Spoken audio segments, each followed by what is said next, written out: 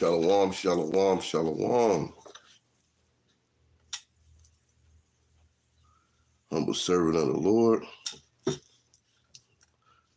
soldier, Ehud, Benaniyah of the Battle Axes of the Most High, coming to you with another Fervent Friday. All praise to the Most High, man, for another day, for another opportunity to do His will.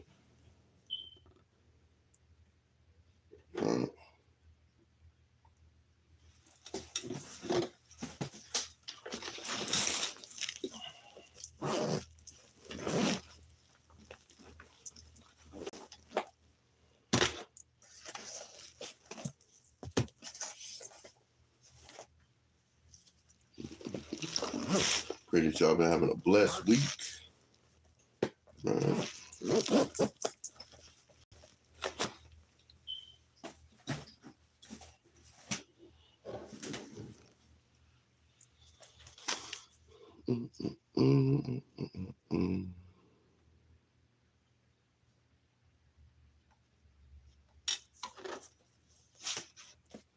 Giving everybody the opportunity to come on in. Y'all hit that like, share, subscribe as y'all come on in. Just waiting for some more people to come in so we can get class started.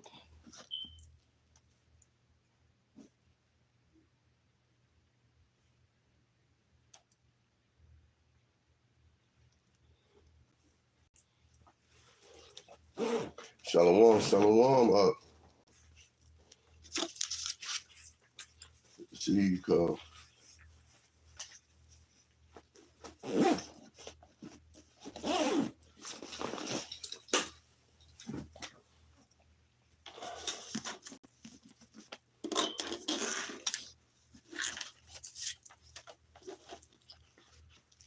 Shalom, shalom. Yapa, Tazalaya, Arriba. A beautiful rib.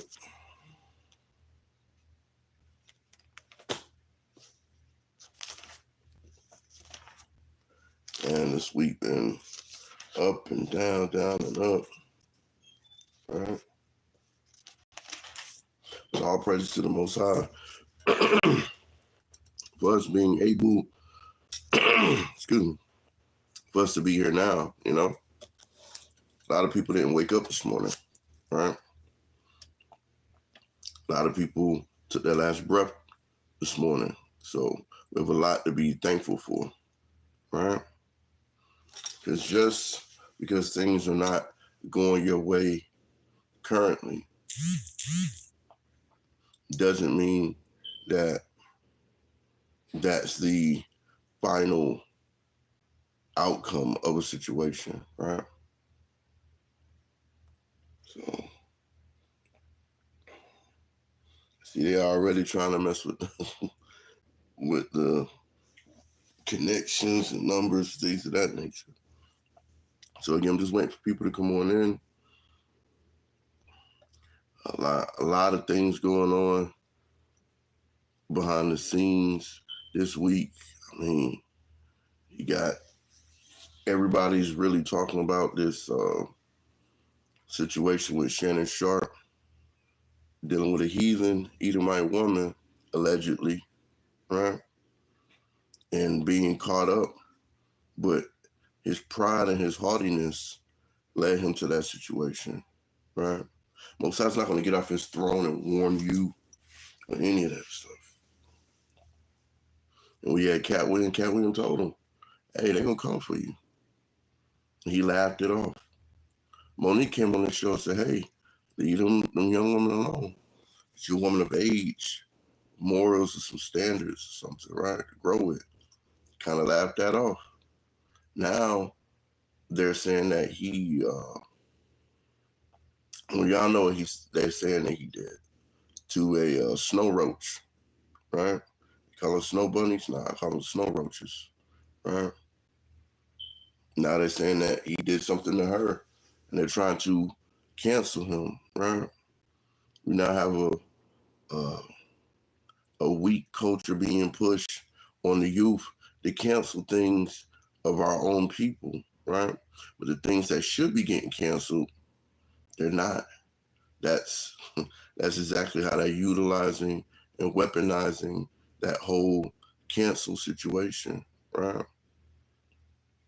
Shalom, shalom, Aquaf Hannah. How are you? Right? Because we have to be very vigilant in these times, because they're gonna say things that aren't true.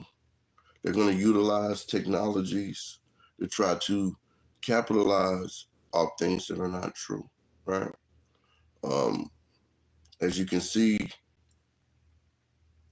the culture in which we are attempting to raise our people from the depth of sin and the deadness of being in the world and coming back to the law, statutes, and commandments is starting to be globally penalized, right?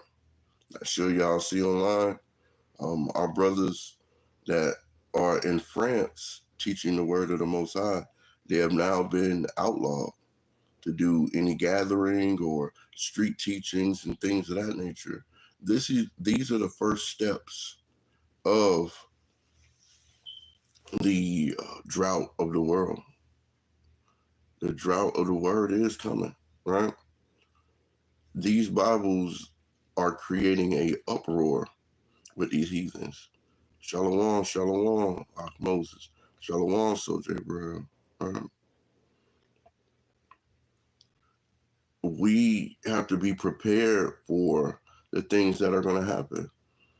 It's going to affect jobs. It's going to affect opportunities. It's going to be starting to get tougher out here for our people. It's already tough. It's going to start getting tougher for our people out here. We have to be prepared. We have to be absorbed in the word, because that's the only thing that's going to actually help you in these scenarios. The Most High, right? As well, because there's things that are done for the Most High's glory. He actually bruised his own beloved son for the glory, right? Of saving our nation of people. Not the other nations, right? Not the heathen nations, not everybody, but the children of Israel, right? We're going to go ahead and get into this week's class. Slanderous snares set against souls seeking salvation. I'll say it again. Slanderous snares set against souls seeking salvation. Well, yes, sir. So we got a, I would say, a great opportunity to look at how these things are being done, right? Shalom, shalom, Aquaf, Ramanika, Wade, Khan, Aquaf, Hannah, Don Israel, shalom, shalom, bro.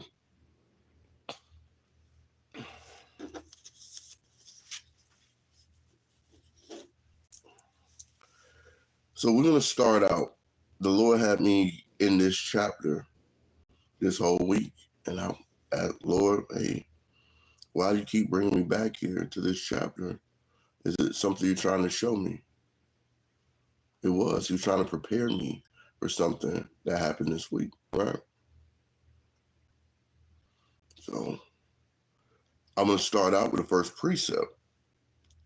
Psalms 119 and 53. If you've not read this chapter, right, I would strongly suggest to do so. It's a great, great read, great chapter, right? We're going to start out in verse 53. The book of Psalms, chapter 119, verse 53. Horror has taken hold upon me because of the wicked that forsake thy law, right? There's a lot of wickedness, a lot of those who are operating in a spirit of wickedness that forsake the law of the Most High. How do they do that, might you ask, right? By not acknowledging that the Most High sent his son to die on the cross for the sins of our nation. But yet they want to include the same heathen nations that never were given the law, don't acknowledge the law, do not serve or wish to serve the Most High, and have their own plethora of deities that they can serve on the daily. The Most High is giving them over to their own vain afflictions and derisions. And they have an actual deity in these heathen nations that they can serve each and every day. It don't have to be just one, right? They have numerous sources, right? We have the one true living God. We have his son, which sits at his right hand in heaven. And there's none else. You have the heavenly hosts. You have the angels, right? You have those who the Most High deem to actually be able to stand at his left and right, right? On the left, you have the wicked angels or demons, right? And on the right, you have the mighty warrior angels of the Most High, right? But the key point of where I'm starting out is, right? Horror has taken hold upon me because the wicked that forsake my law. Event happened this week where this was exactly where the Lord was trying to show, hey, look, those that forsake me, those who do not care in reference to what my word says, you have to be very careful with them. And sometimes it's people of your own heritage, right? People of your own heritage will try to get you out of there. My former supervisor, she was Ephraim, right? This same individual that I'm referring to, he's supposed to be Jake. He sided with an actual so-called small hat. Not even sure if she was or not, right? But I know that she was a heathen Edomite dog. Side with her. And with doing so, they plotted and laid snares to get her out of there because what she stood for went against their program, right?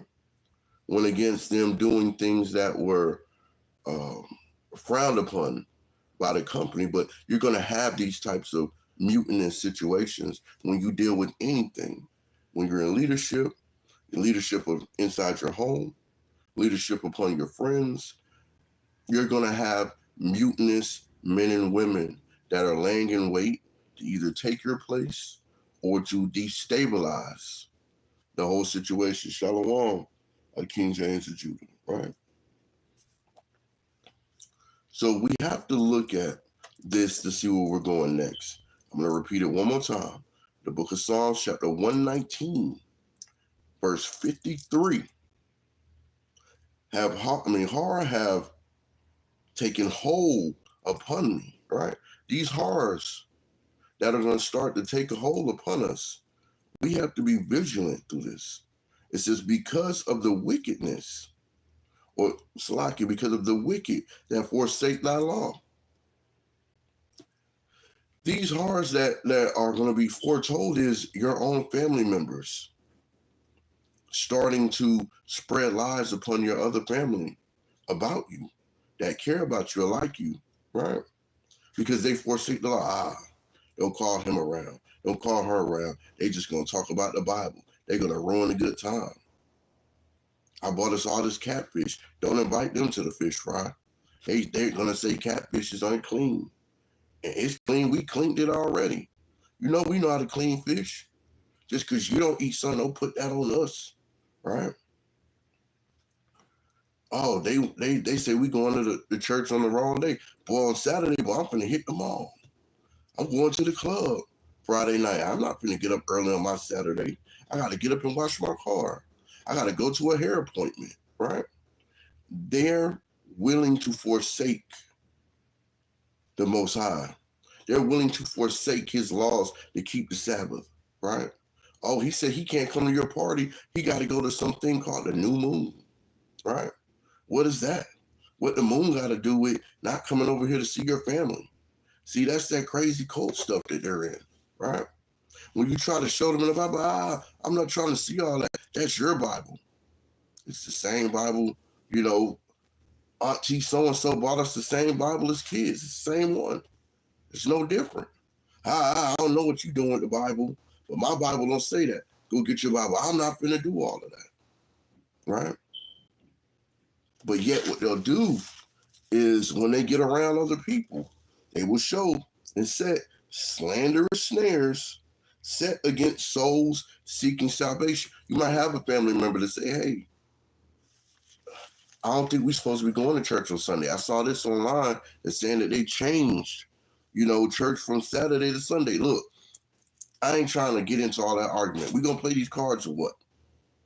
We gonna pour these drinks or what? We going out or what? I'm not trying to cure that.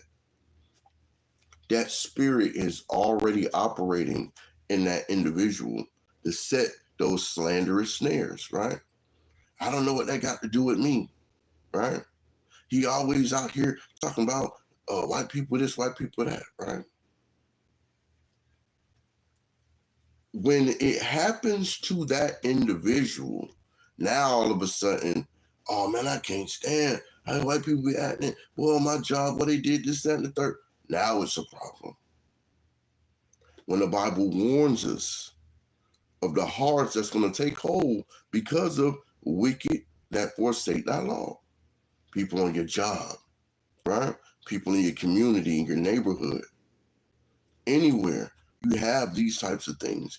Let's go over, and we're going to be in Psalms 119 today for this class.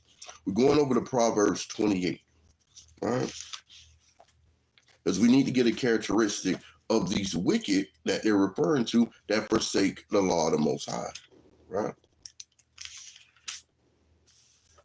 Go over to Proverbs chapter 28, verse 4, right? They that forsake the law praise the wicked, right? So it's letting you know that those that forsake the law, they're going to praise the wicked.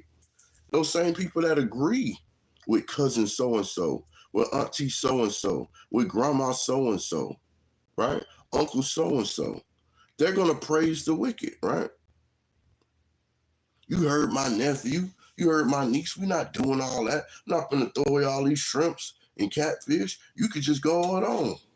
They're going to tell you that. They're going to tell you that. You're not going to be getting invited to these situations. They're going to be making sure that when you call, they're not picking up, right? And then they're going to say, oh, you don't know how to reach out to nobody. That's going to be the guilt when they call you to ask you for something. They're going to be hitting you with that same 1-2 punch, right? What's up, nephew? What's up, cuz? Right? When they see that you're not out here dealing with the situations they're dealing with financially, right? Because the Most High is keeping your foot upon solid ground, right? Oh, you act like you don't know the call. We got to get together last week. Where were you? I didn't get a call. You sure? So-and-so said they called you. You can try and show them your call log. Ain't no calls in here from them. Oh, man.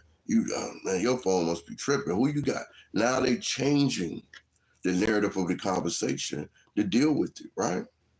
Because guess what? Those that forsake the law praise the wicked. They're going to get right into it. They're going to get right into praising the wicked. Oh, man, your cousin don't dislike you. They, we your family. We don't hate you, right? But you just be doing too much with that Bible. You doing too much with talking about God all the time and, what we can and can't do. The Bible says we're not supposed to judge and all of this, right? And this individual don't ever go to church no times a week. They don't touch a Bible at all, right? Only time they touch a Bible is if they have to go into court and swear their right hand on it for doing something, right? But what does it say? It says, but they that seek the Lord understand all things, right? It says, better is the poor that walketh in his uprightness. It's better to be poor and walk upright, right?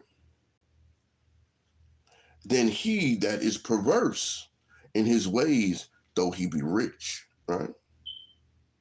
Whoso keepeth the law is a wise son, but he that is a companion of righteous men shameth his father, right?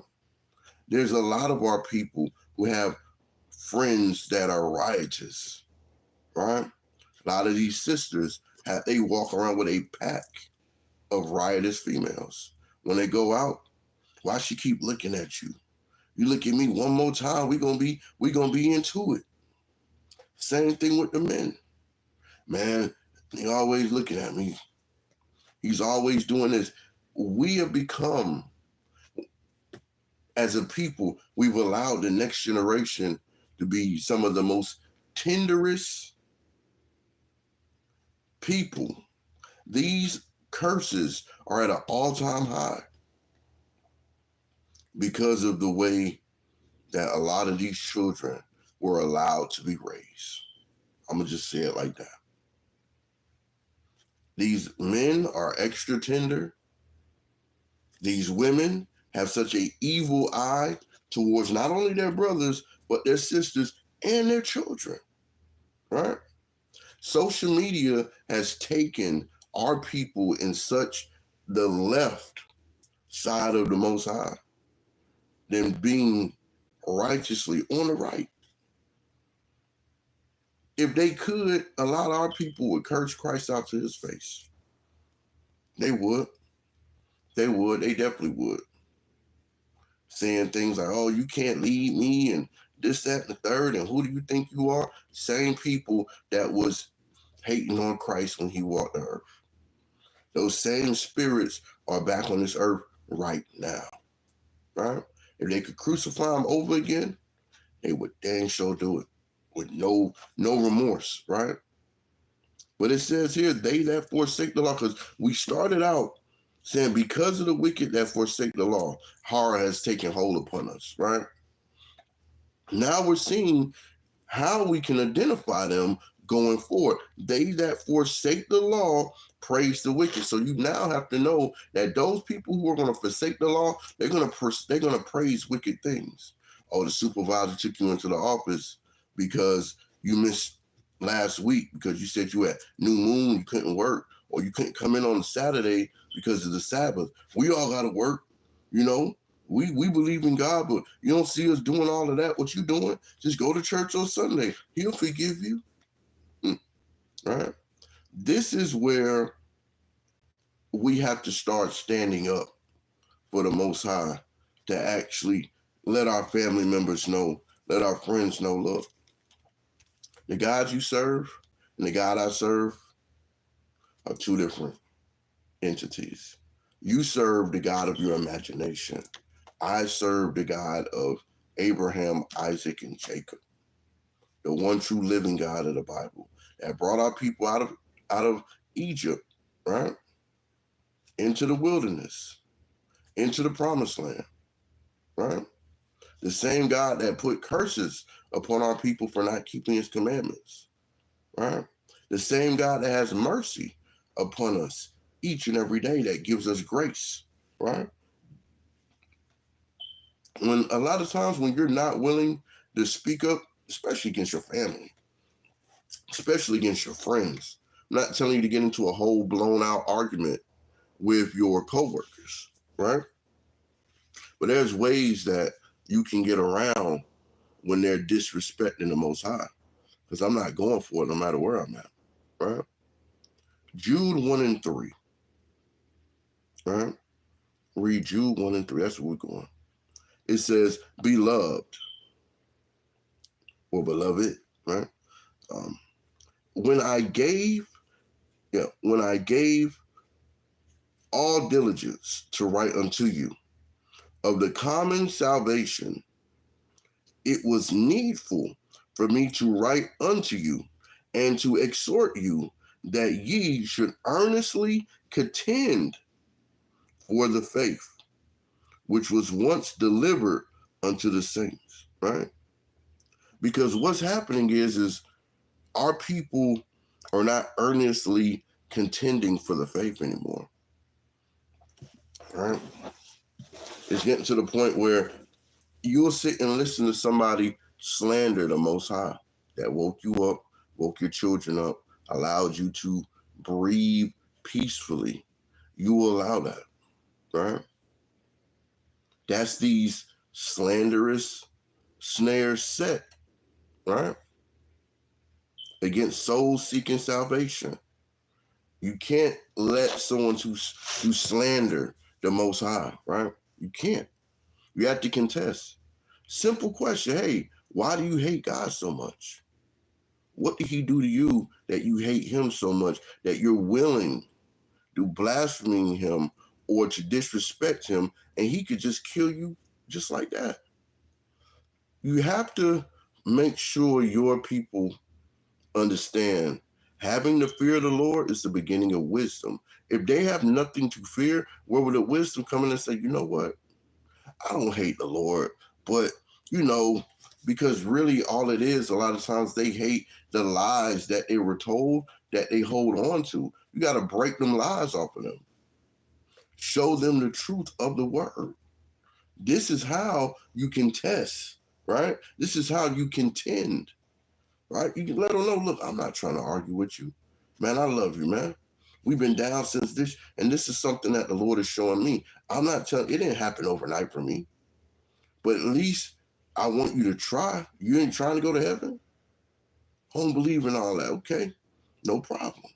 Now look, this is what you're saying, right?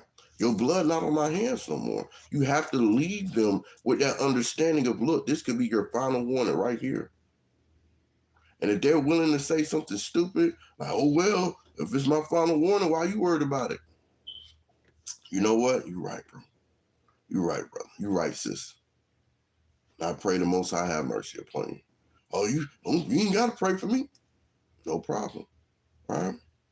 Because what happens is whatever has hold on them, the Most High is picking out who he wants.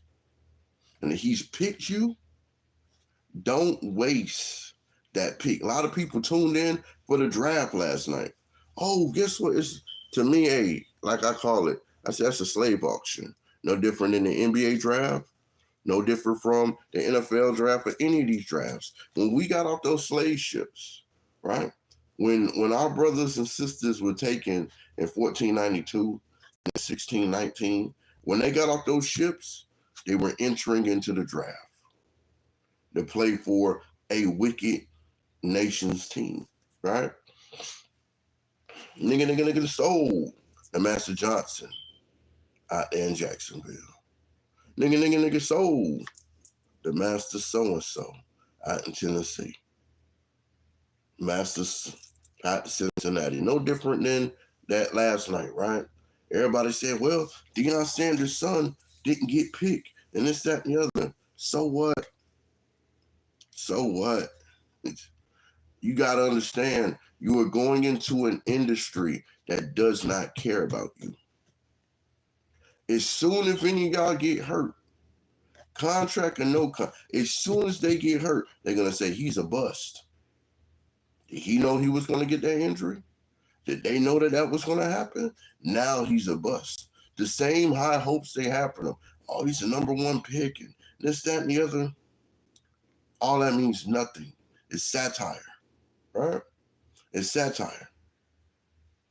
If LeBron James was to hurt himself today, I mean, with a horrendous injury, snapping his leg with a bone sticking out, blood on, they had a blurry cut commercial, or his arm or his hand completely destroyed somehow. Losai just, hey, I'm done with watching this.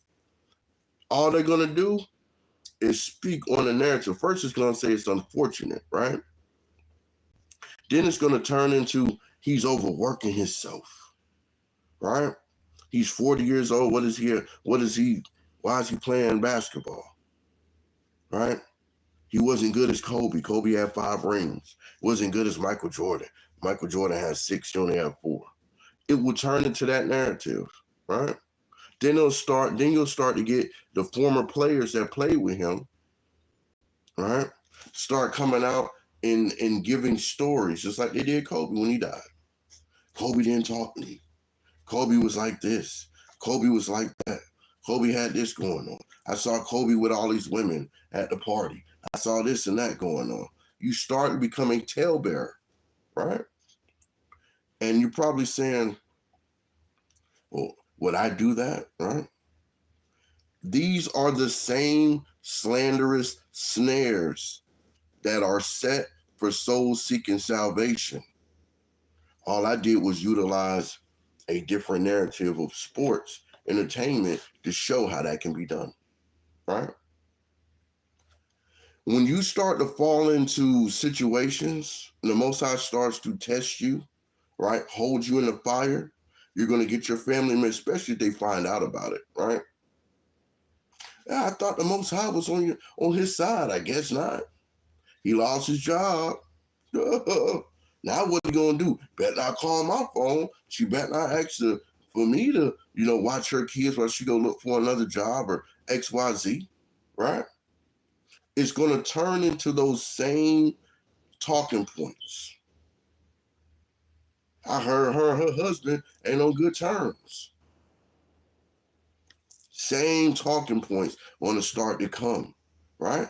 Hey, I heard they people can't even teach over there in France. They need to do it over here too. Tired of hearing them go in about complaining about this and that, right?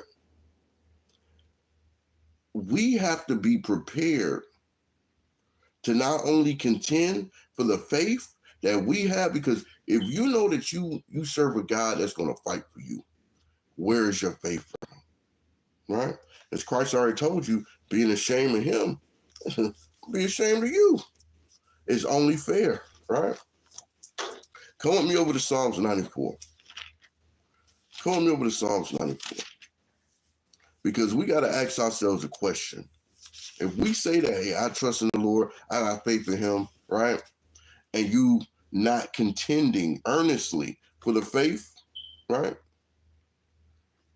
That was delivered unto the saints. We know what the patience of the saints is. The scriptures tell us, right? Psalms 94, and let's see. I'm going to start at verse 15 and read down to 16. The 16 is the point, right? But judgment shall return unto righteousness, and all the upright in heart shall follow it. Those who are upright in heart, as it speaks about being upright all the time, right? Judgment shall return unto the righteous. That judgment, that protection, that eye and that hand of the Most High being upon you for protection, it says it's going to return unto the righteous. Who doesn't want that? People put on bulletproof vests. People put on their safety belt, right? People put on eye goggles at work for safety, right? People use all types of safety things, except when it comes to the Bible, that's something that they just can't utilize, right? You want to make sure that you are upright in heart to be able to be wise enough to follow the laws no matter what. No matter what. As verse 16 says, who will rise up for me against the evildoers? Or who will stand up for me against the workers of iniquity? The Most High is asking this. He wants to know who's going to do it, right? It says, unless the Lord had been my help, my soul had almost dwelt in silence. When I said, my foot slippeth, the mercy, O Lord, help me up, right? In the multitude of my thoughts within me, thy comforts delight my soul. Why would you have a multitude of thoughts that basically operate within you and you need the comfort and the delight of the Most High?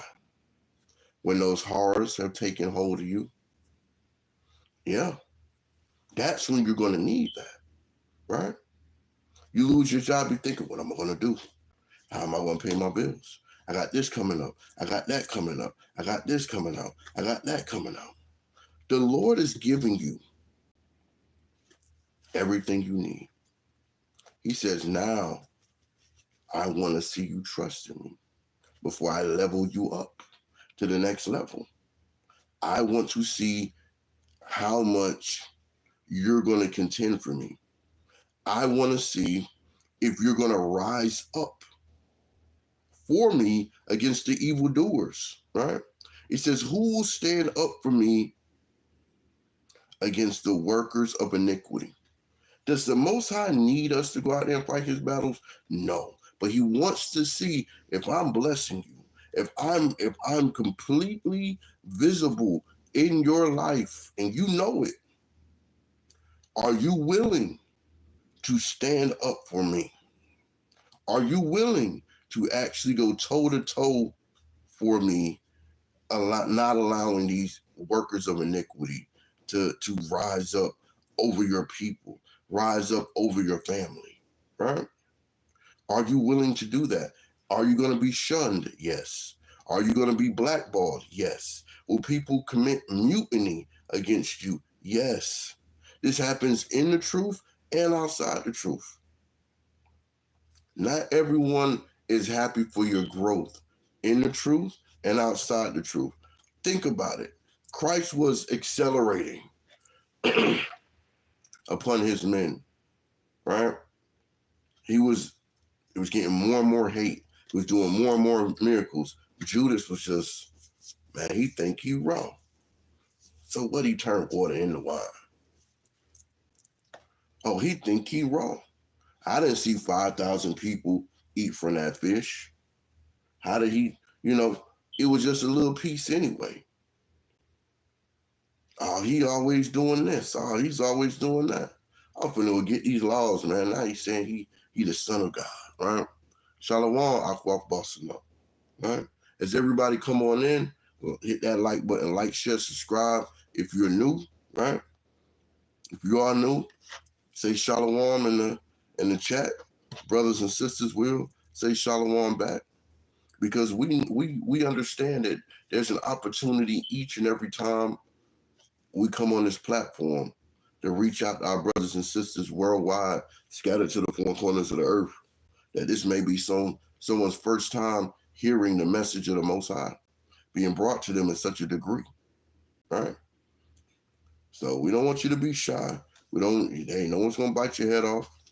All we ask is that you're respectful and that you're not here to scoff the word of the Most High. If you have a genuine question, don't be afraid to post it in the chat, right? Or post in the chat that this is your first time. God, all praises, right?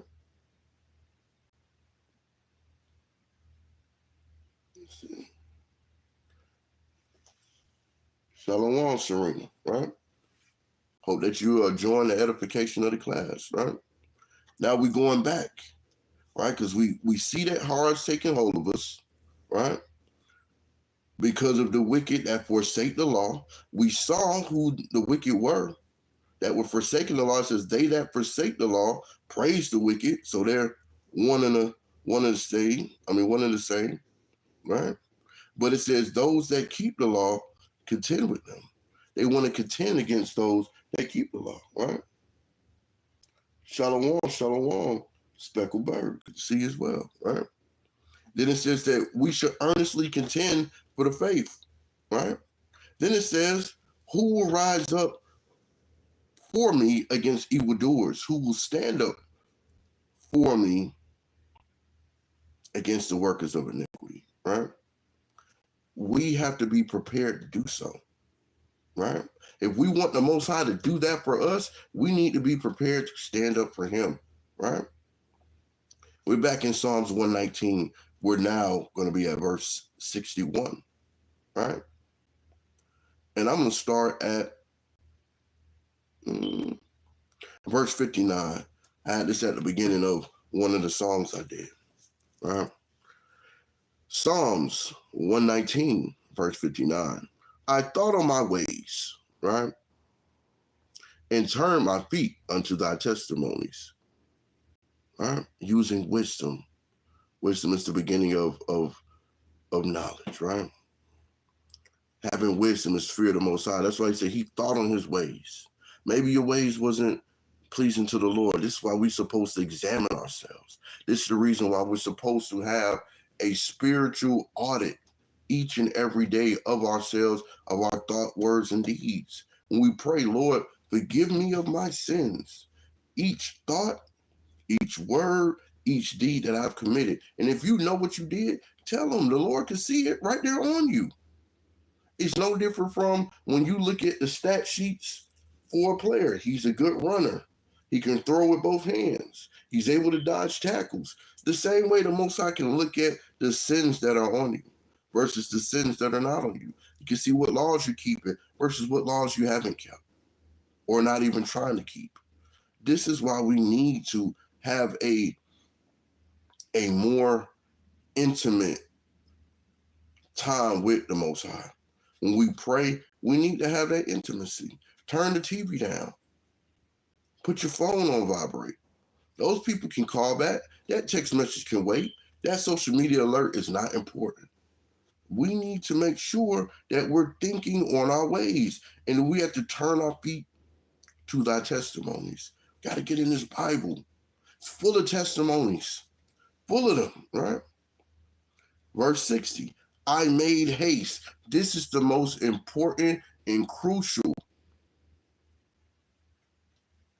part of examining yourself and fixing yourself spiritually, making haste.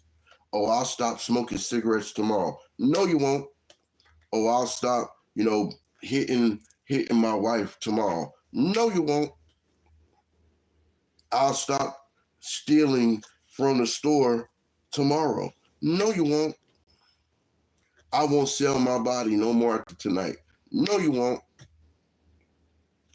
They don't get that the Most High can just right out of there. Right out of there. Right? Just that quick. I say this every class, I believe. There's a baby being born right now. Right now. Somebody's dying right now.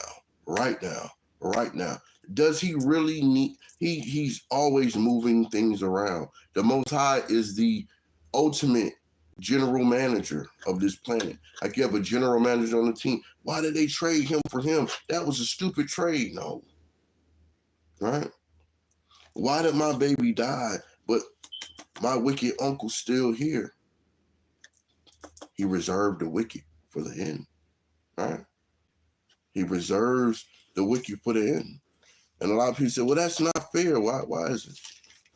You don't know who that child was in its former life. Right? God, that's a great precept. Great precept. Right? A lot of people are not aware of who people are or why people are being kept around, right? Because that uncle may be still alive, still wicked, but has the most tremendous health situations that he don't even bring up. He's suffering in silence. And the things that he's doing, which aren't pleasing to the Lord, is just increasing his suffering. And his pride doesn't allow him to talk about it. That just might be, that's his life, right? But we have to think about the scriptures telling us, I made haste. This is what David said. I made haste and delayed not to keep thy commandments. Why are we delaying to keep the commandments of the Lord? Why are we doing that? What point does it make to actually do that, right? It holds no value for you to delay to do that. You got to make haste. You got to delay not. If you know you're in sin, take this moment to say, you know what? Enough is enough. I'm done with the sin, right? Verse 61, right? Which is the point of me reading this. It says, the bands of the wicked have robbed me, right? What are those bands we're referring to? That heart that's taking hold upon you, right? Those that forsake the law, praise the wicked, right? Those who are spreading slanderous situations about you because you want to keep the truth. You want to do the laws of the Most High. You want to keep the statutes and commandments. You're seeking your salvation, right? And it says, but I have not forgotten thy law. That's the most important. When these things are happening, and they will happen, right? And I'm going through them now, right? I'm not going to forget the laws of the Most High. I'm not going to land the bands of the wicked to beat the laws of the Most High off of me as they did when our people got off those slave ships, right? When those people got over to where Christopher Columbus dropped them off for the Queen, right? Tried to beat their heritage off of them. Same way they've done us, right? They give us something else. We don't want you to remember who you were, right? We have to, right? We have to.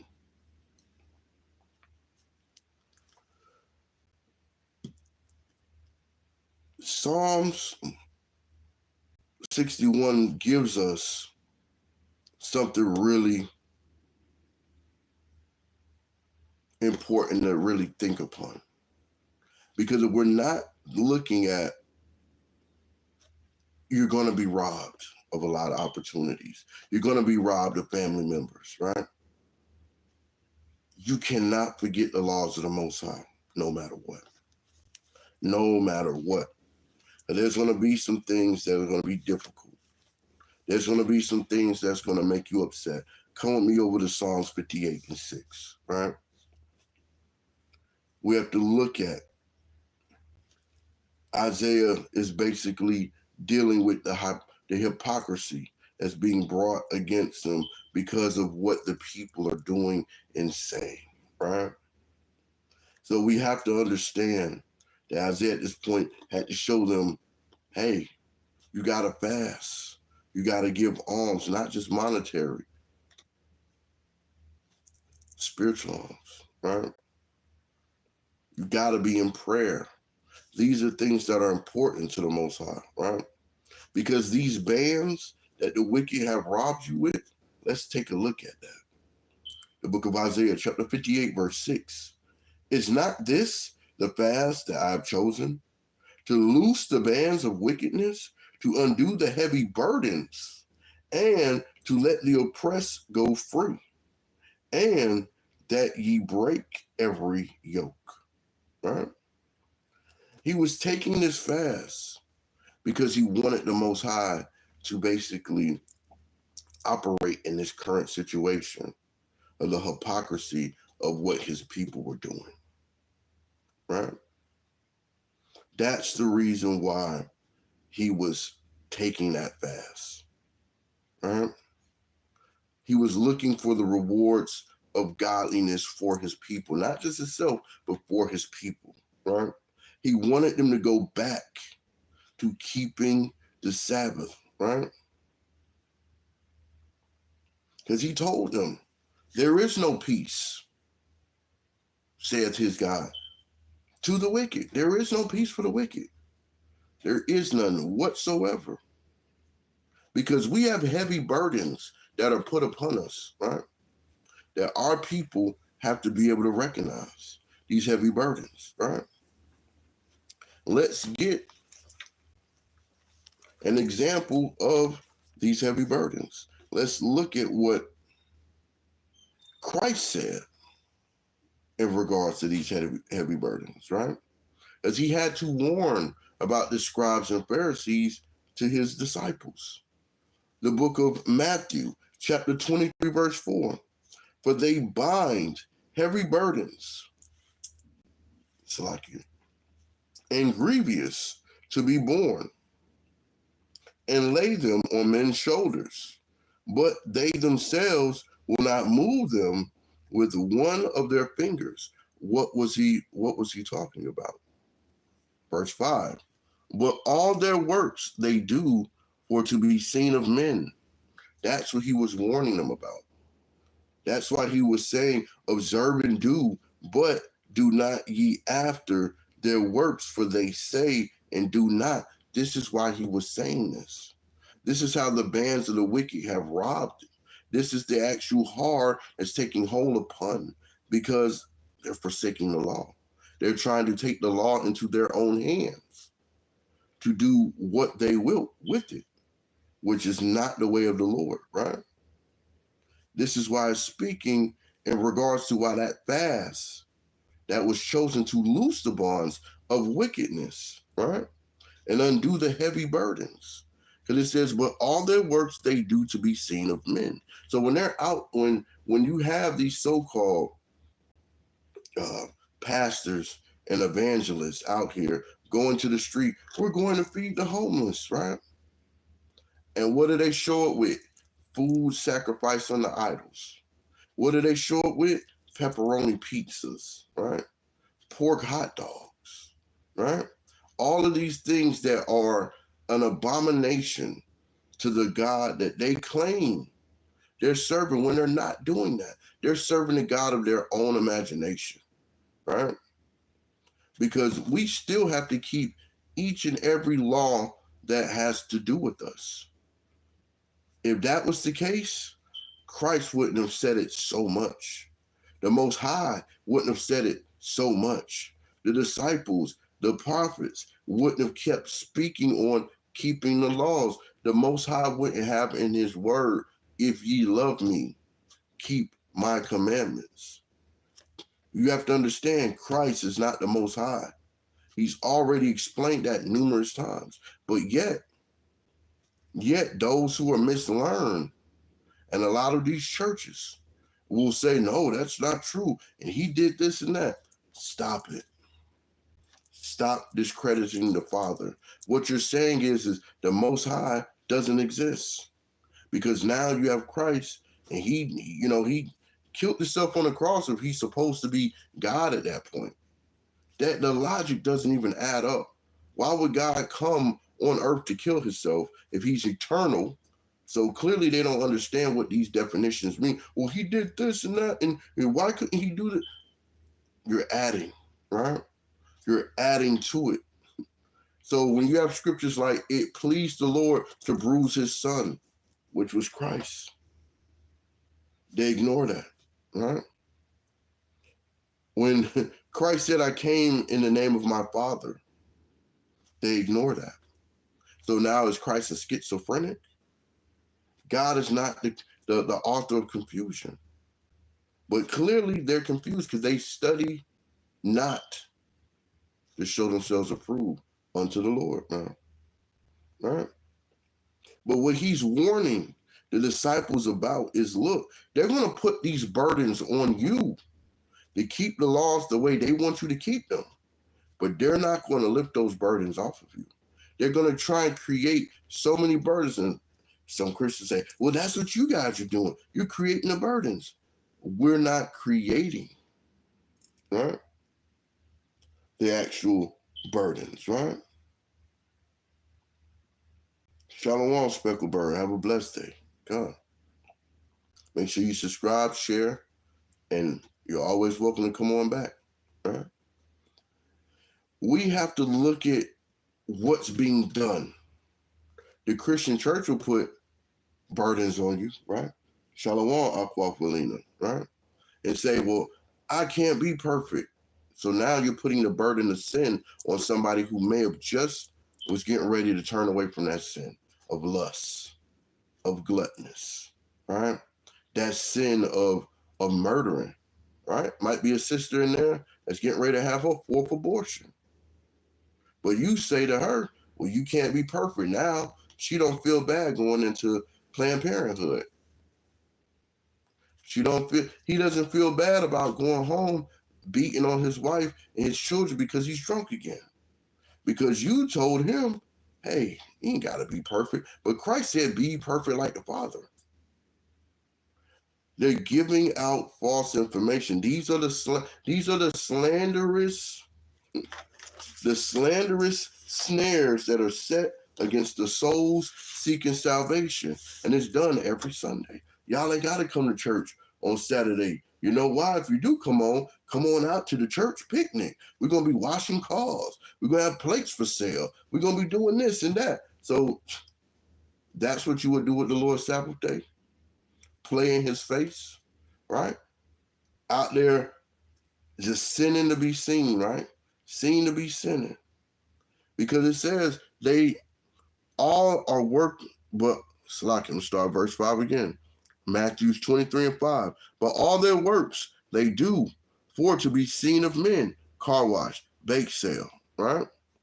They make broad their phylacteries, if I'm saying that correct, and enlarge the borders of their garments. They got the biggest, the best. They're going to get up there. Well, you know, when I was on the street and I was doing this and that, I can never see myself wearing a $700 suit. Don't pastor look sharp. They're increasing their borders for themselves. They're getting a $1,500 shoe. They go with their $1,500 suit to get up there and read 3 scriptures and ask for 7 offerings, right? They're enlarging the borders of the things they have for themselves. But Sister Wilhelmina, right, is coming to the church for 30 years. Rain, sleet, or snow, even when nobody's there in the church, she's there faithfully. She's willing to spend her last dime, and you'll play in her face and won't even go visit her in the hospital. She's on her last leg. Well, the Lord is with her. I got this appointment today. You ain't got no appointment.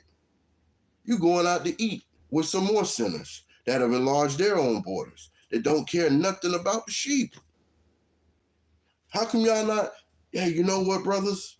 I got a lot of members in the hospital across town. They all at the same hospital, right?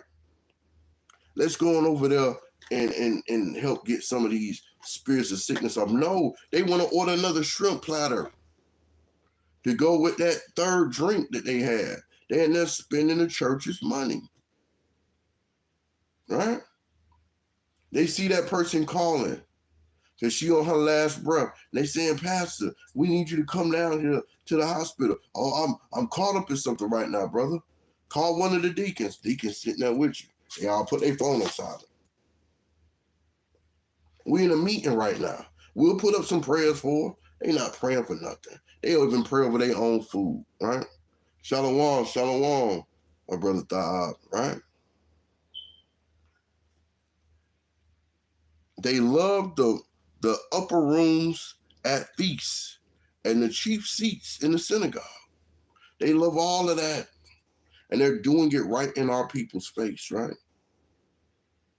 But what we need to do and what they need to do, they're not doing it.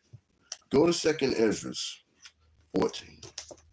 They're not doing it. They're not willing to do this, right?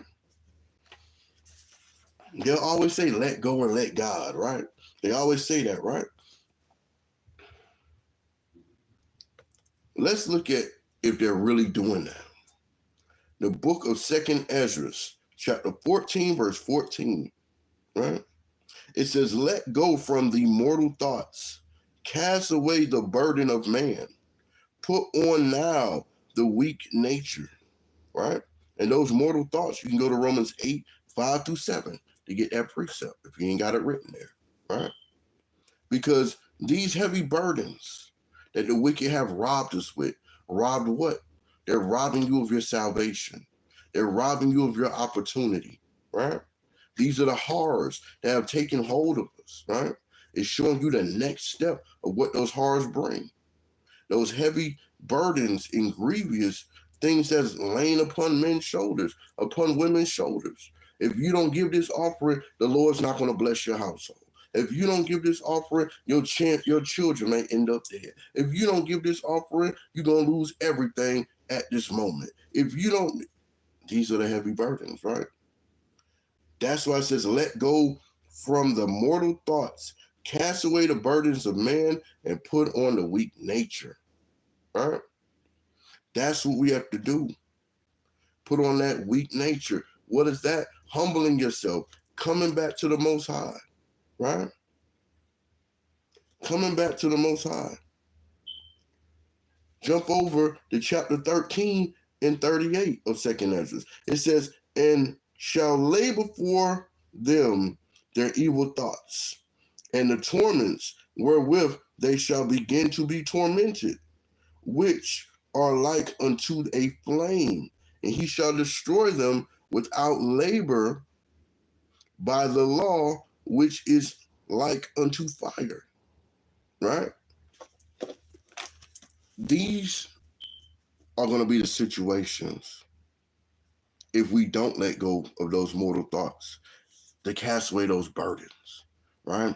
This is why you have to fast. This is why you have to have the alms, right? This is why you have to do these things that the Most High has set in his holy book of law for us to actually do.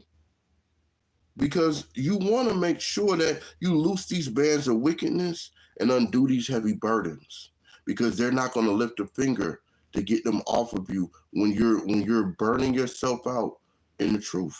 When you're burning yourself out trying to get to the truth or trying to stay in the truth. Don't let these heavy burdens burn you out, right? Don't let them do it. You have to put that off, right?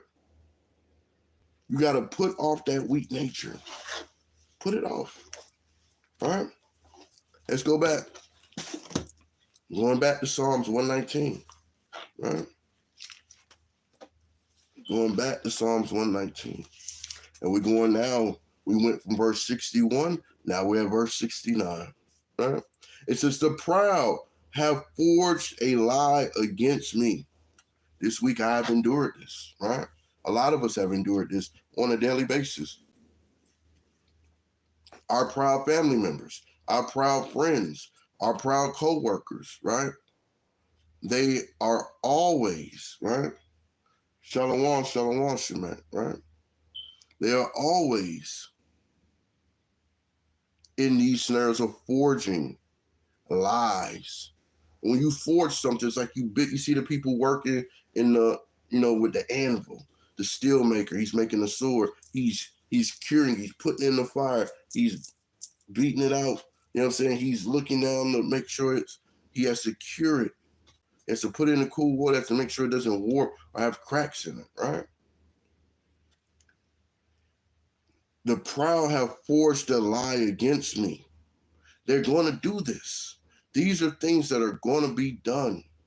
These slanderous souls, right, are going to force these lies. Don't bring him over here. He's going to tell us not to eat these foods. I've already spent $300 on all this. I'm not throwing it away. He's not going to make me feel guilty. She's not going to make me feel guilty on what I got on tonight. Don't have her go with us.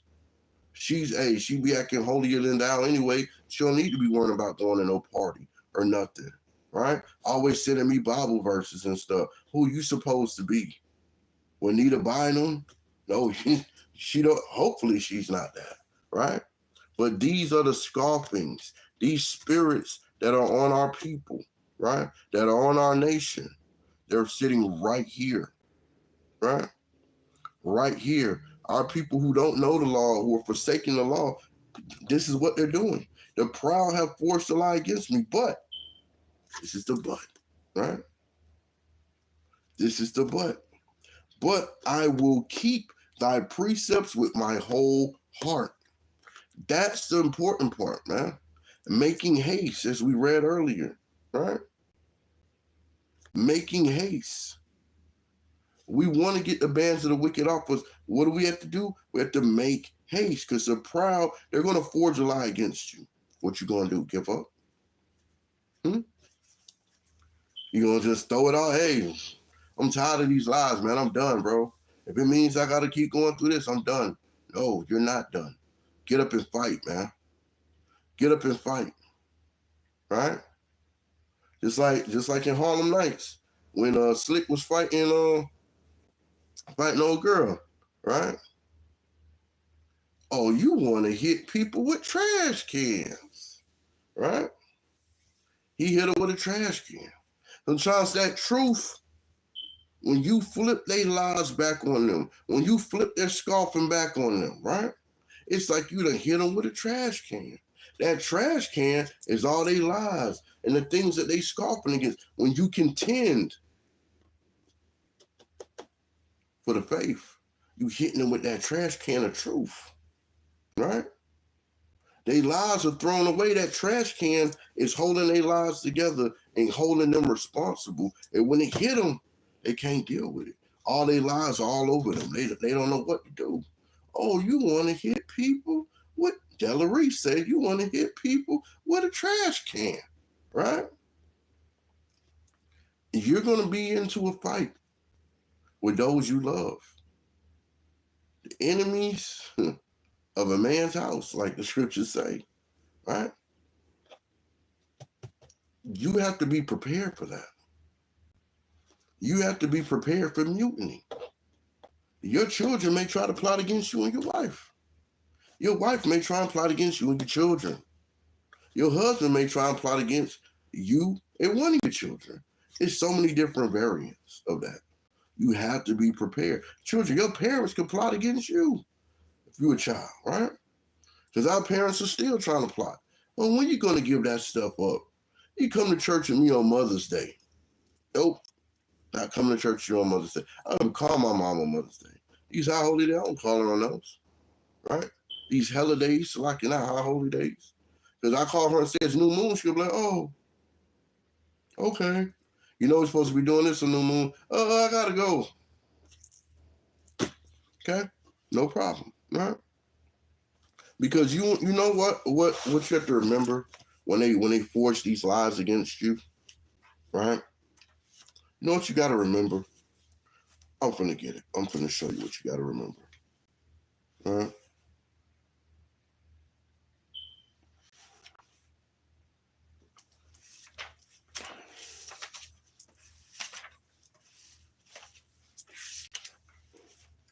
Go to the book of Sirach, right? Chapter 51, verse 2. And it reads, "But thou art my defender," right? "And helper, and has preserved my body from destruction and from the snare of the slanderous tongue," right? Speaking about these snares, right? "The snare of the slanderous tongue, and from the lips that forge lies, and has been my helper against my adversaries," right? We have to thank the Lord, right? We have to praise the Lord. How do we do that? By keeping his commandments, his laws, and his statutes. By no matter what's going on, right? I went to pick up my son from school with my wife yesterday because their power went out. Bigger schools got generators, right? My wife said, "Hey, let's go pick him up from school." All right, come on. We go pick him up. I park in a driveway. Now, it's during the morning. Most people should already be at work, things of that nature, right? Probably about, I don't know, about 9, between 9 and 10 o'clock. So I back into a driveway. I tell my wife, "Hey, you know what? These lines of cars is way down the street. Why don't you hop out and, just go ahead and gather them. It'll be a little quicker probably." So I back into a driveway. I put my hazard lights on, right? A couple other cars have done that on that street. I see an Edomite coming out. And he's walking down this long driveway. He's just walking proud. Now, who's this? My yard. And before he can get to my car, because the last thing I want this heathen to do is to come up and do that. They got a tendency of touching stuff that don't belong to them. They've been doing this since day one, right? They've been touching things that are anointed, that was given to the children of Israel since day one, because they're upset with themselves, right? So I opened my door, and I said, "Hey, get out my yard." I said, "Okay, I can move." Because I'm already going through something that already has me in a vexed spirit, a very vexed spirit, right? Because the proud had just forged lies against me earlier, right? And I said to myself, I'm gonna keep those precepts within my whole heart. I had to implement 119 and 69 earlier that day. All right? Not even 30 minutes, almost an hour before this heathen came out there. Now, anything could have gone wrong, right? Just say I was wicked and I had something on me to up my wickedness, right? And I decided to not only open my door, but to delete that heathen, right? Number one, the vengeance belongs to the Most High. Number two, Exodus 14 and 14 is something I stand on. So by me telling, he's like, if you get in my yard again, I'm going to call the police. I don't care. Right? I don't care that you calling the police, bro. I said I'm about to move, but you just got to be so proud. See, you have to know when the Lord is put you in a situation where you can say, look, I'm already upset. I'm already this and that. Could have got out. We could have got into a fist fight. He could have shot me, right? Killed me right then and there. Or I could have hit him, KO'd him, gave him old 3-piece with no biscuit. Could have hit his head on the curb, went into, you know what I'm saying, cardiac arrest, or bumped his head and died right there. Either way, I would have lost. So I took the higher road and just said, hey, I'll just move my car. Because my wife and child could have been coming back. And if, let's say, he upped the weapon and decided to start shooting, that bullet could have struck me, my child, my wife, somebody innocent. You see what I'm saying? This is where we use wisdom. Because it's easy to just put up a prayer and ask the Most High to destroy that heathen in the most horrendous way. Right? You can easily ask him to do that while he's driving, Lord. Eliminate his brakes. Eliminate his sight. Seize his leg. Easily. Just that quick, the Lord could do that. Me getting out trying to do a whole bunch of extra stuff that I could easily done. Just move the car. These heathens are exceptionally proud. They do not care. He was ready to call the police and forge a lie. I already had a lie forged on me. You're going to keep letting lies be forged on you, or you're going to remember the precepts and do what the Most High said do, right? Because the scripture told me, the Lord is my defender, right? And helper, and has preserved my body from destruction. That destruction was waiting right outside. That demon was waiting right out there looking to engage. He was trying to get me to engage further with him, right? But I had so much other stuff going on that Most High was just like, don't even worry about that. Just say, get out this heathen's yard. I can destroy his whole house. I can just have a, oops, gas leak. Oops, he didn't cut off the stove when he left, right? Have him come home to his wife on the floor, lifeless. And he take his own stuff out. So that's what them heathens do. They do that kind of stuff on a daily basis, right? Close this little gate. See, when the day of the Lord comes, these heathens think that their little gates, their little methods of protection, their little firearms, their little bullets are going to be able to stop Yahweh, who the world ignorantly calls Jesus Christ, right? Or his angels, who are going to be coming back for the vengeance that is owed to his Father, right? That little gate with the little blue star on it, it's not going to do anything. The Most High will crush him inside of his house like it's nothing, if he wanted to. I pray he does, right? Or I pray that he's kept around to the day of judgment, right? And thrust through and gets to look into the eyes of the Lord and say, hey, this is for my humble servant, Ehud, which you have offended on this day. And he shows him that whole replay of that.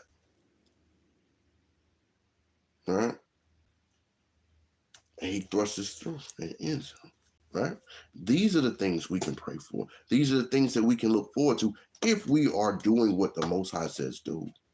Right? It comes with an equal exchange. Obedience is better than sacrifice. Right? He wants the obedience. He doesn't need the sacrifice. Right?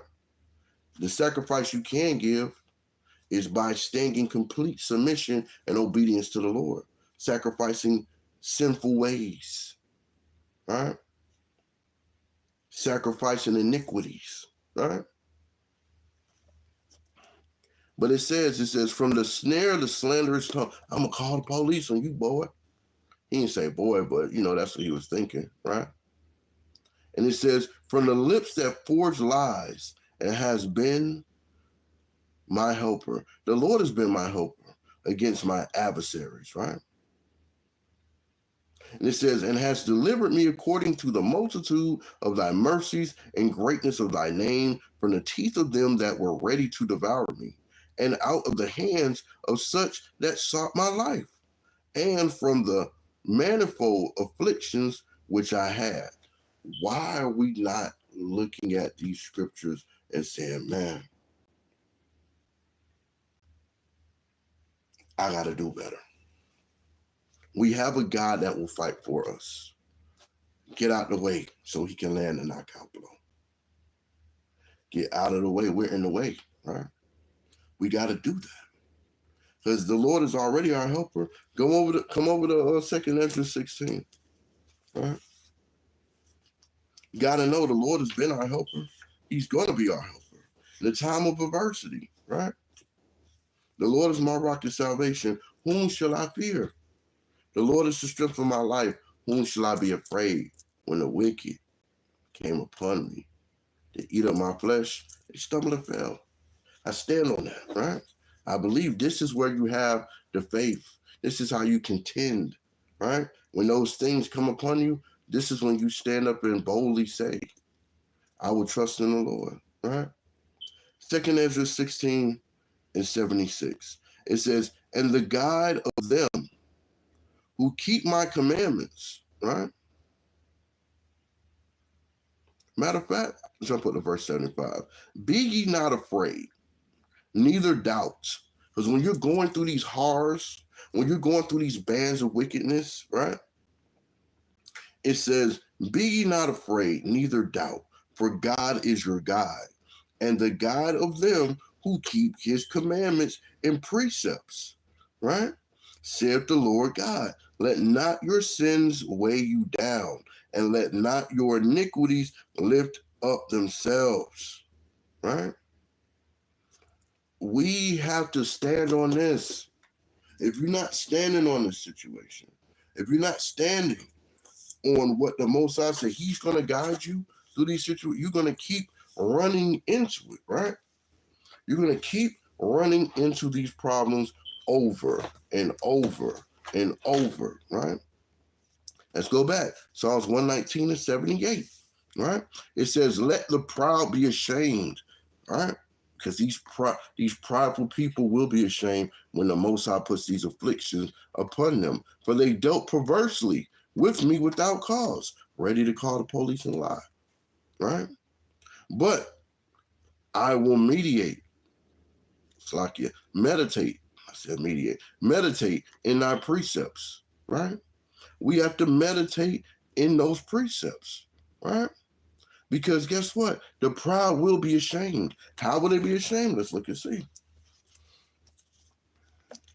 Let's look at the prophecies, right? Isaiah 13 and 11. And it reads, I will punish the world for their evil and the wicked for their iniquity.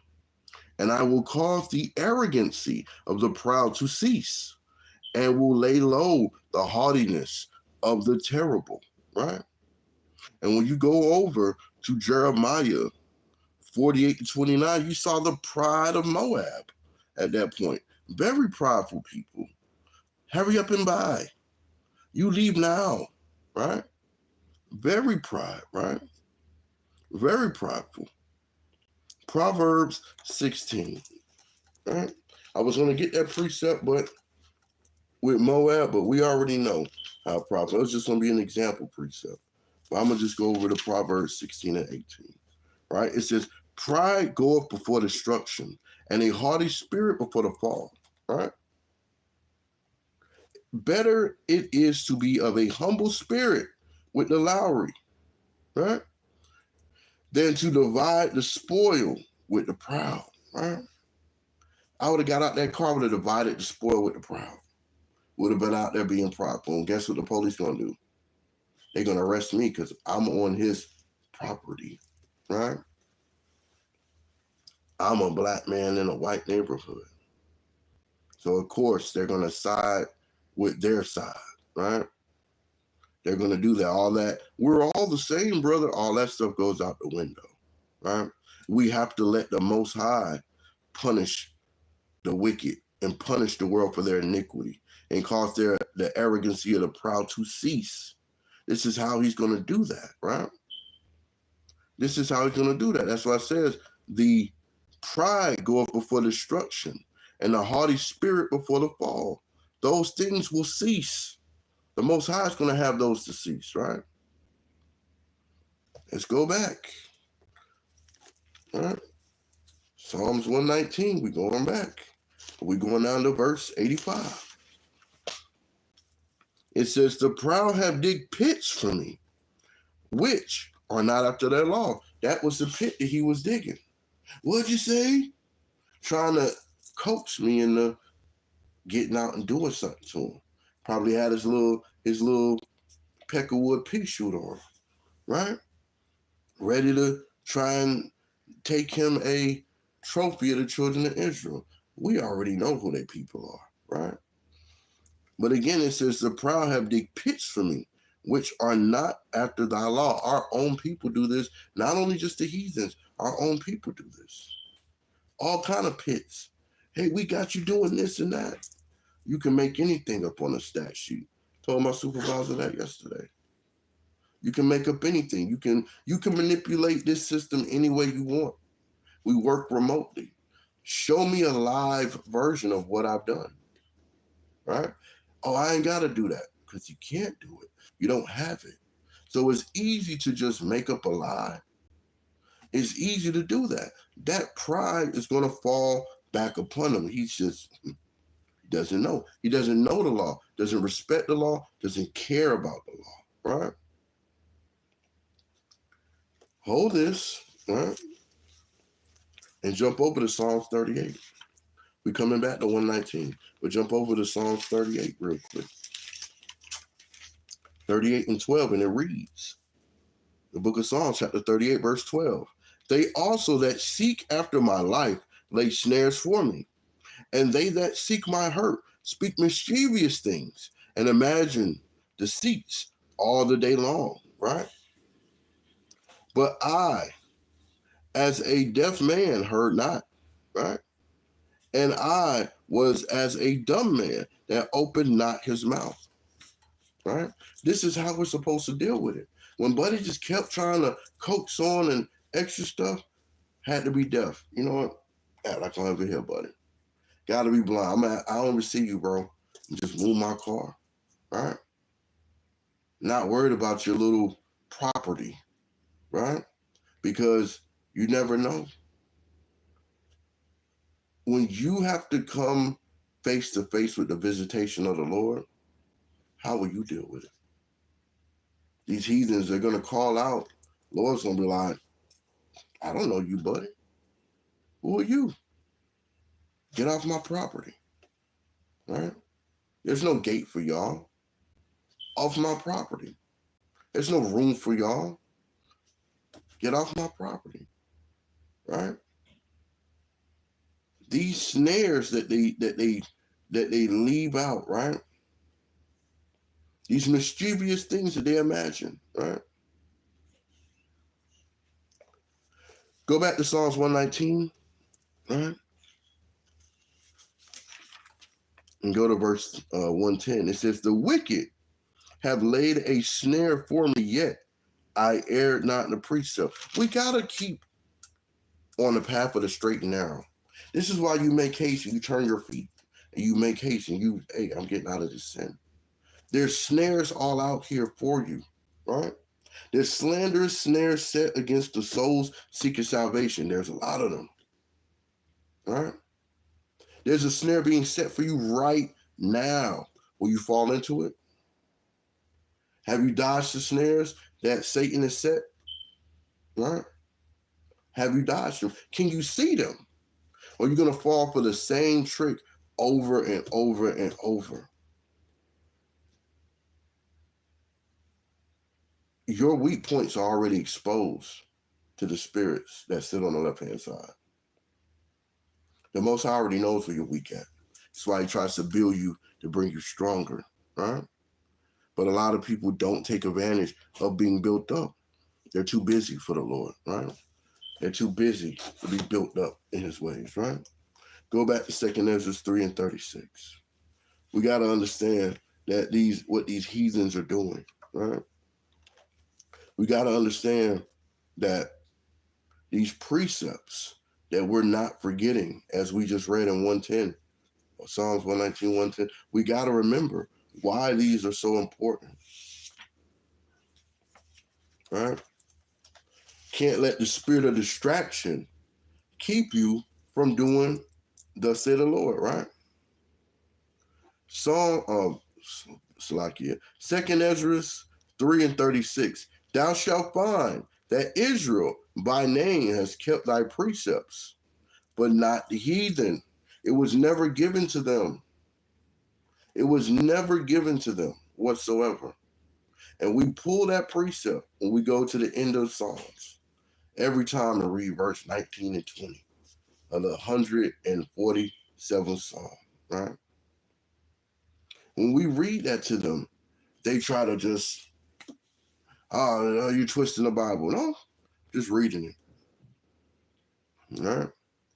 Just reading it. But they don't want to hear that. They don't want to deal with the reality of the matter, that there is no gate for them, right? They don't want to deal with the matter that there is no salvation for them. They're starting to get it. So now they're turning up the level of wickedness that they're snaring us in. Now they're letting those slanderous snares come loose. They're setting them left and right. They're doing that, right?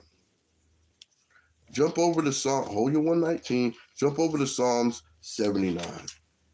Because this is what we have to pray, right? This is what I prayed yesterday for that heathen, right? The book of Psalms, chapter 79, verse 6. It says, pour out thy wrath upon the heathen that have not known thee, and upon the kingdoms that have not called upon thy name. Who are those? Right? Who are those people? We just read it in 2 Ezra 3 and 36. Thou shalt find that Israel by name has kept thy precept, but not the heathens. They're not going to do it. Verse 10, wherefore should the heathen say, this is how prideful they are. This is why I skipped the example of the Moabite pride to read this. Look at what they're saying.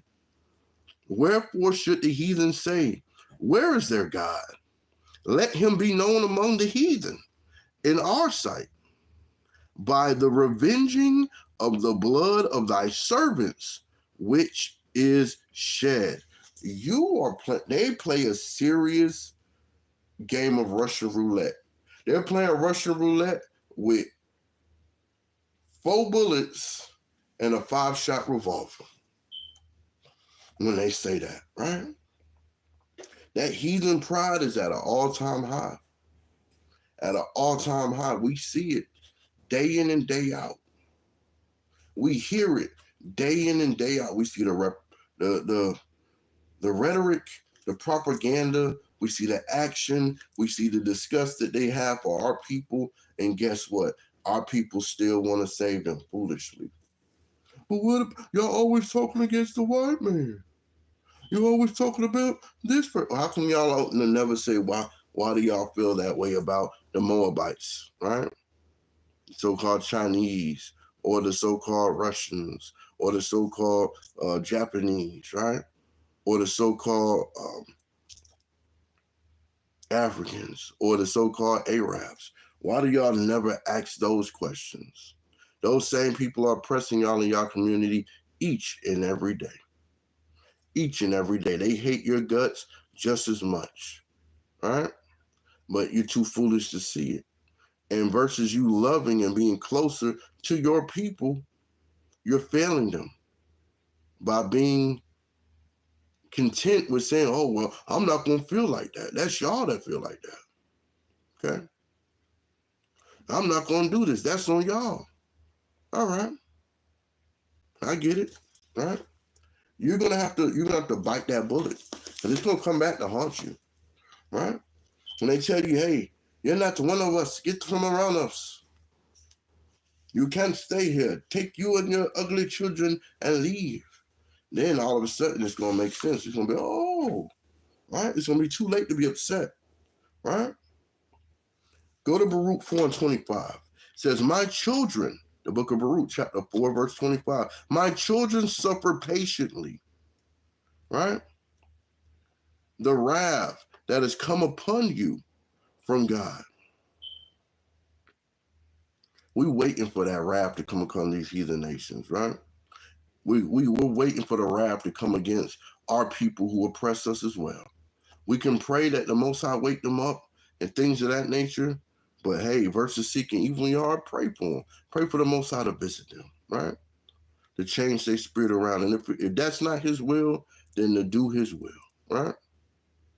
It says, for thy enemy has persecuted thee, but shortly thou shalt see his destruction and shall tread upon his neck. This is one of my favorite precepts in Baruch, right? This is one of my favorite precepts in the book of Baruch, right? Because shortly we're going to see the destruction of our enemies, right? Those are the ones we care about, the ones we know about, the ones we don't know about. Soon we're going to see that destruction. And shall tread upon his neck. I pray for the Lord to send his son to tread upon these heathens, right? Tread upon these heathens. The amount of vengeance that is due to these heathen nations, that are due to the 2/3 that will turn themselves away from the laws, statutes, and commandments, is unprecedented, right? We want to look to the God that has brought us beyond this far, right? That's willing to bring us into his kingdom if we're worthy of it. You have to make sure that you're worthy of getting into the kingdom of the Lord, right? I'm not sure if it's freezing. Y'all hit those ones in the chat. We'll make sure this isn't freezing up or that y'all can hear me, right?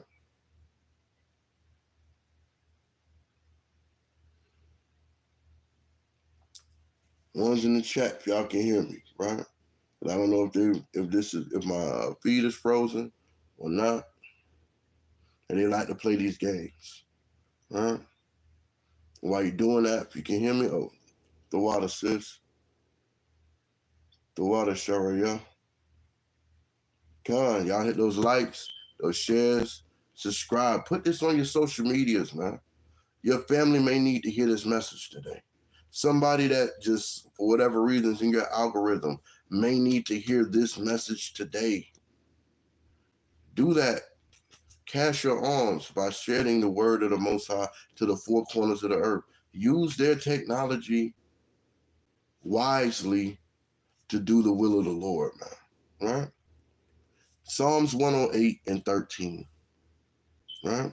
As a matter of fact, I'm going to read verse 12. Right? It says, give us help from trouble. Right? This is what we have to ask the Lord for in faith. It says, for vain is the help of man. They can't help us. Right?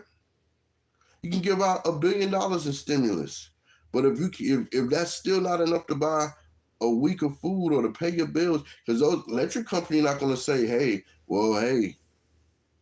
you got going. We still got to have our $1 billion situation going. So we're going to still need that stimulus. We're going to see rent man not going to say, well, hey, the economy's bad. I'm going to just let you slide on the rent. They're not going to say that. They're still going to want that money. Regardless, they care not about that. The vain is the help of man. Man can't help you. Only the Lord can help you out of these situations. This is why serving him and not forgetting his precepts, not forgetting his law, not forgetting what he's given us, right? That's the most important thing. Verse 13, through God we shall do valiantly, because we can't do nothing without him. That's why I always say I'm just a humble servant. I'm nothing without the Most High, his word. I'm nothing without his commandments, his laws, his grace, his mercy that he allows me and my family to abide in. Those who I care about, each and every one of you listening, we're nothing without that grace and mercy to abide in, right?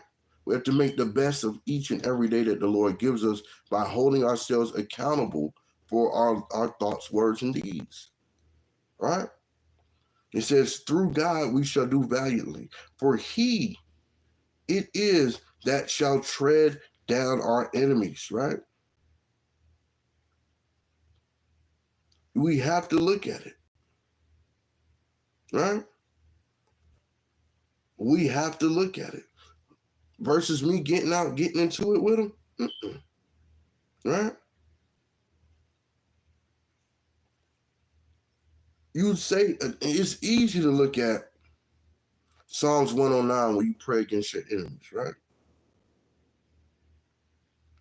Psalms 109:3, they could pass me about also with words of hatred and fought against me without a cause, right? Verse 6, it says, set thou a wicked man over him, and let Satan stand at his right hand. When he shall be judged, let him be condemned. Let his prayer become sin. Lord, don't hear the prayers of sinners, right? Verse 8, let his days be few. Let another take his office. Let his children be fatherless, and his wife a widow. Let his children be continually vagabonds and beg. Let them seek their bread also out of their desolate places, right? These are the things you pray against your enemy. That's why I asked the Lord what I asked him when that heathen got out his mouth with me. Because I'm like, I can go back and forth with him. What is that going to do? Nothing. Lord, I need destruction brought upon his head immediately. Those who wish to oppose me unrighteously, Lord, bring a swift and unmerciful smiting upon them. Hold back no peace. Let no peace be brought to them. Let them suffer tremendously. I pray these things for my enemies, right? Because at the end of the day, why should I get out the spirit and gamble on my grace? I don't speak K9. What, I'm gonna get out there and wolf with a dog? No. I'm not gonna belittle myself. You worried about your yard? May the Most High burn it to a crisp. You're worried about your property? May the Most High snatch it. Let another take his office. Let his days be few. Let today be his last day. Let that moment be his last moment. Let the thought of what he said to me be shown to him as he take his last breath, right? Because through God we shall do valiantly, right? For it is he that should tread down our enemies, right? Tread upon his neck, right? For the necks that were put in nooses. They took pride of that. They created whimsical sayings. We're going to have a picnic. And y'all know that. Go pick a nigga, hang them. That's what they used to do. They used to make postcards with everybody standing smiling with a burnt black man hanging from a tree. That was their pride. They enjoyed that, right? They enjoyed that. You pray this also, Job 40:12, right? You ask the Lord. Matter of fact, verse 11, cast abroad the rage of thy wrath, and behold everyone that is proud, and abase him. Look on everyone that is proud, and bring him low. Tread down the wicked in their place. Hide them in the dust together. Bind their faces in secret, right? This is what I pray. My supervisor who has wronged me, right? I forgave him, but I still pray that the Lord visits him, right? And has his way with him for taking the side of the oppressor, willfully, proudly, all out his mouth. He had to have his overseer right there. Master, did I talk to him good? Did you like how I spoke down at him? How you like how I didn't listen to him? How I danced around his question? I said, hey, we need an HR on this call. No, we don't. Proud. The handbook says that you do. But of course, he says it doesn't because he doesn't read it. These things, the Most High is going to have to visit him with these things, right? Let's get the last precept. We're going back to Psalms 119 for the last precept. The book of Psalms, chapter 119 and 118. Thou hast trodden down all them that err from thy statutes, for the deceit is falsehood, right? Thou puttest away all the wicked of the earth like dross. Therefore, I love thy testimony. My flesh trembleth for fear of thee, and I am afraid of thy judgments. Right? We have to make sure we have a good understanding that slanderous snares will be set and are set against souls seeking salvation. We have to understand that. Because if we're not looking for the grace and mercy, if we're not looking for the coming of Christ to return, if we're not looking for those things, oh, I may not see it in my lifetime. You playing. The Most High was like, I heard that. Out of there. Right? If we're not asking to be carried out of bondage, if we're not willing to be completely obedient to the Lord, then you're going to get caught in each one of these snares. You're going to be a sacrifice unto the wicked. You do not want these things. Yes, we do understand that perilous times will come, right? We do understand that. But what we also must keep into consideration is you have to continue to be a soul seeking salvation. It don't stop. It won't stop, right? And if we decide to quit that ditch, that pit that was dig, you should surely fall into it, right? Here at the Battle Axes of the Most High, we say, please keep these laws, statutes, and commandments. So I'm going to go ahead and get a law for today's class, right? Because the Day of Atonement is coming up. Got to be ready to atone for your sins. These other feast days, these new moons, we got a new moon coming up this weekend, actually. Are you prepared for it? What if it's your last new moon? You never know, right? We have to get ourselves ready, right? We have to get ourselves in tune with the Lord, right? Because if you're not in tune with the Lord, then you're in tune with the devil, right? And we know what the outcome of doing that shall be. I'm going to go ahead and get a law, the water, for the alms, for the prayers, for whatever is given, right? As an offering that the Most High puts on your spirit, the water is being utilized righteously, right?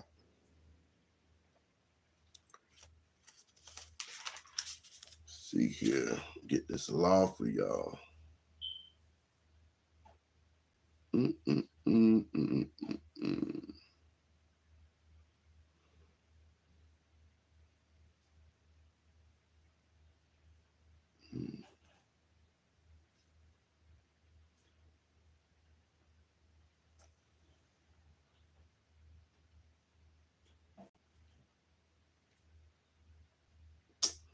Which one do I want?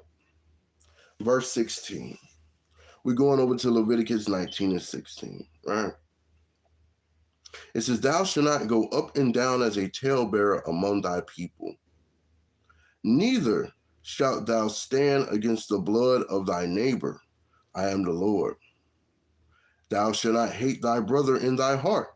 Thou shalt in any wise rebuke thy neighbor and suffer not sin upon him. Right? Love them laws so much I had to get to. Right? You don't want to be up and down as a talebearer. Right? You can see how that's plaguing our people now. Everyone's front screen camera either crying or lying. But who's doing the testifying? Who's reading the words of the Most High? Who's pulling those sheep out of the ditch of sin, out of those pits, out of those slanderous snares that have been set? Who's doing that, right? A lot of our people are hating their brothers in their hearts, right? A lot of people are hating their sisters in their hearts. You gotta take these laws seriously, man. And if you don't, how can you expect the Lord to take you seriously? I'm just a humble servant of the Almighty, Yahweh Ba'ashem Hamashiach Yahushua, the all-seeing, the all-doing, the all-knowing, the almighty power of the Most High, right? It's the only thing that I fear. I will not fear what man can do unto me. I will not fear what this world will say about me or my people. I will continue because, hey, everybody ain't got to like you. Everybody's not going to like me. I'm okay with that. It's okay. Just stay focused on the Lord, man. Stay focused on his laws, statutes, and commandments. This is what's important, right? This is what's important. Because if we're not doing this, right? Get to see you, Texas, baby Allie, right? If you're not doing this, God, it's most I can give it to you, right? That's a light thing for him. We have to understand the things that we ask for are light. The heavy burdens we have on us is what we got to get off of us so we can actually be able to do these things. Pray that you please the Lord in everything that you do. And that the sin that wants and waits for you is eradicated each and every step that you take. The Lord has given you power over these things. Claim it, right? Claim those powers by keeping those commandments. Claim those blessings, right? By keeping the commandments of the Lord. Don't waver. Don't faint in the face of adversity, right? These slanderous snares will be set against you. Remain to be that soul-seeking salvation. I'm Soldier Ehud Bani Asherala.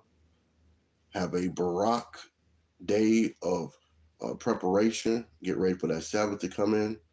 Prepare yourselves for the actual new moon that's coming in. Please get your provisions accordingly, right? Please get those provisions accordingly, so that way you're not breaking any of the actual statutes of the Lord, right? I bid you all a Gadawal Shalom, Kahala Yahweh Bahashim Hamashat Yahweh Shai, Barak Atah Yahweh, Barak Atah Yahweh Shai, Barak Atah Yasharala, Barak Atah Akim Wa Akwatim, Shemai, right? Yahweh Shemai Yahpalal, Yahweh, Barak Yasharala. And with that, I bid you all Shalom, peace be upon your households, and continue to walk in the mercy and grace with endurance, knowing that the Lord will fight for you no matter what is thrown in your way. Shalom.